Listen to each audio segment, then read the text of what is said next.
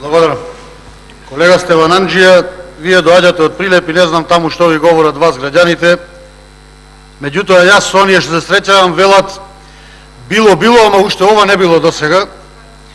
И се среќаваме велат и на 97 и на 2002, ама ова што денес ни се случува е класична катаклизма. Катаклизма во секоја област и на секое поле од живење во оваа држава. И овие сега што се тајфуните или елементарните непогоди Ирма и Марија што ги погодија Карибите и Флорида се млака вода за она што во овие 115 на дена ни се случува. Јас не знам како воопшто може да разговараме и да форсираме вакви сензитивни теми кога Република Македонија се наоѓа пред економски колапс. Повторувам за јавноста, ова го зборувам 2 месеци. И за жал, од ден на ден, не само што ми се потврдуваат констатациите, туку тие одат во дополнителна негативна насока. Дами и господа, се наоѓаме пред економски колапс. Погледнете го извештајот од Меѓународниот монетарен фонд од пред 2 дена. Да се зголеми старосната граница за пензија, да се зголемат даноците, да се зголема и акцизата и цените на горивата и да си ги соберите даноците, особено данокот на додадена вредност, за кој што немате способност. Токму за законот зборувам.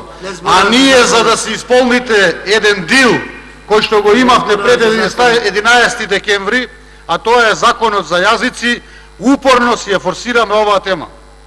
Дополнително што не се работи за обичен јазик, за обичен закон се извинувам, се работи за сензитивен закон, за чувствителен закон, за закон кој што сега вие што молчите во 2011 сте биле и текако против.